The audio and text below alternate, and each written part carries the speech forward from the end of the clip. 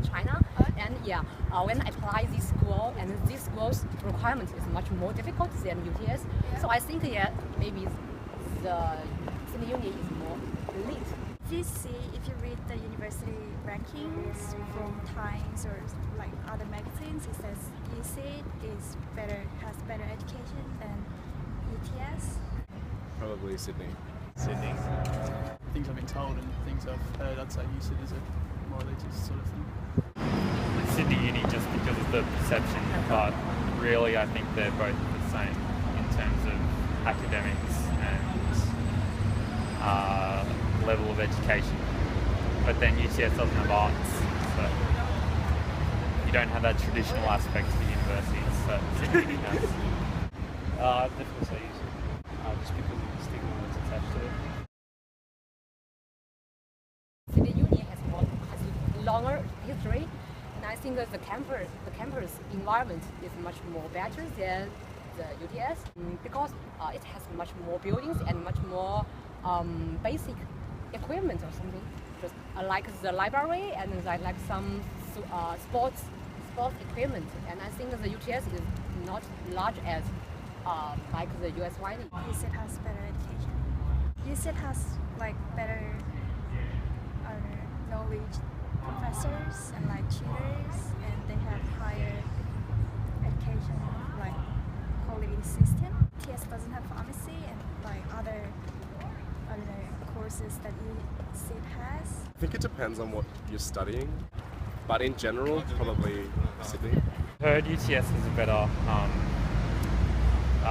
employment rate after graduation. So I quite like UTS, but I don't think there's a material difference between the two. Personally, I think UTS. The ATAR scores that you have to get into either university, like it was harder for me to get into Sydney. That shows that maybe there's more demand to get into Sydney. Sydney also seems to have more of a profile, which might make it more elite. Sydney seems more resourced as well, which might suggest that it provides a better education too. I suppose a reputation in some way. I suppose when you think about universities, you think of USYD as the most elite. The physical appearance of Sydney Uni just makes it look nice, but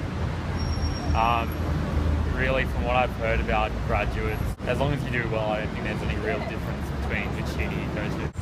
Even in high school, I've always had people talking about how awesome Sydney Uni is and how it's the top and all of that. I think it comes down from it's older, it's more prettier.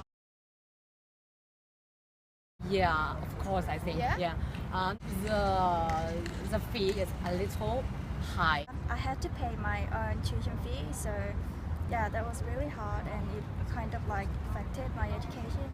If you don't have like the financial backing of your parents, it's really difficult to survive through uni.